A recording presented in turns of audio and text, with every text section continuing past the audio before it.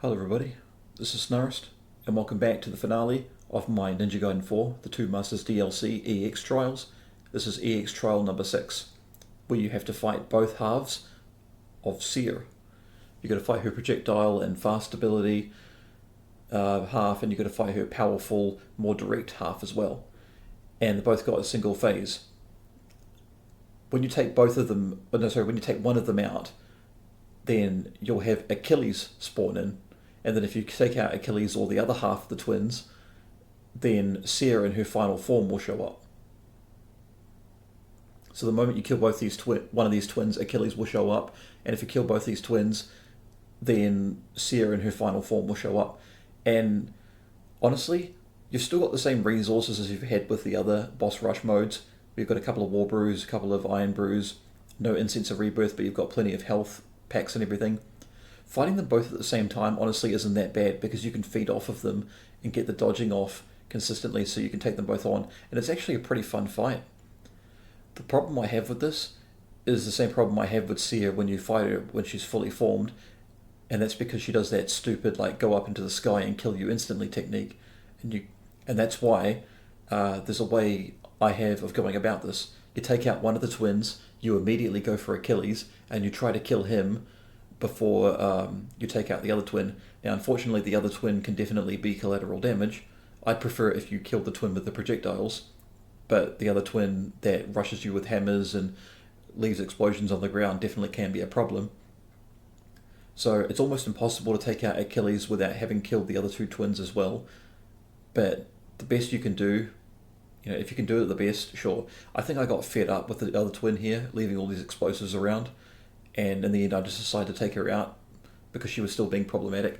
But Achilles is now in the second phase, and I'm trying to kill him before I get Seere in her final phase and, low enough on health in her second phase to be able to do that instant kill or that chain attack thing, because then the fight becomes really intolerable.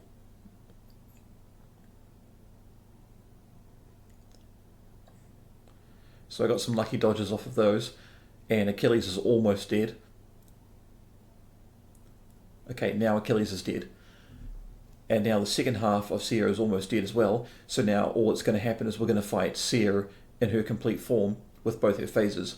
And this is the ideal state we want to be in, because we've still got a bit of health and we've still got a bit of resources to spare. But luckily it's not on Master Ninja difficulty, so the only thing we have to worry about is her doing her instant kill technique. That's going to be the thing we need to worry about. Otherwise everything else is sweet.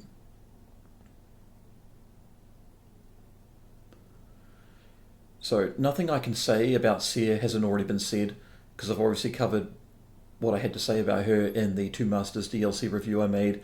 I've also said what I have had to say about her in the DLC story coverage. And everything I've talked about her in the Abyssal Road mode, it's more of the same on Master Ninja. So there isn't too much more to say. Just make good use of your Iron and War Brew. I've still got one copy of each, even after I use that. I'm getting pretty sick of her, so I just want to end her. Because when your health starts getting low, you should start using your Iron and War Brew. Or when that starts getting low, feel free to get used to using your health, because, even though you may have plenty of health or like half health, just use it. Just go ahead and use any sort of health that you have, because you never know when you're going to get cucked by some sort of technique. So wait for her to fall down when she gets to this, and when she goes to do an attack or tries to go and grab you, just charge forward the ultimate and get some damage off. I should have been using my Iron and War Brew right there to deal with her, but I wanted to save it till later.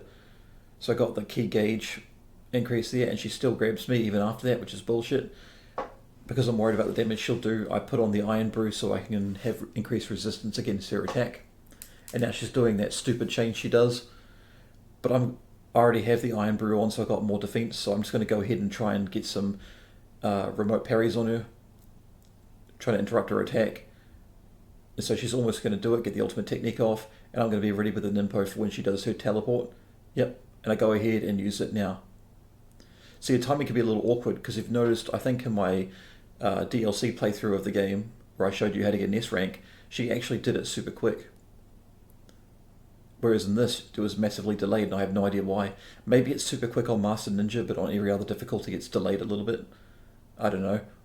I feel like it's problematic if you delay it more than it is to do it instantly. But that's just me. So for completing all the EX trials, you get the Hallowed Blade of Gaki. Now what this is I believe it only applies to Ryu. It costs 3 accessory slots, and when you use it, it permanently puts you in the true Gleam state, meaning you can one-shot kill all enemies with your sword techniques.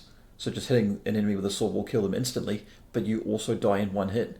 I've tried this on bosses to see if I can exploit the Abyssal Road mode, and it doesn't work on bosses. Bosses still take the normal damage, but you die in one hit, which is bullshit, but I can kind of expect that. But anyway, thank you for watching. That's all the EX trials. I hope these can help you get through them, and you take care now.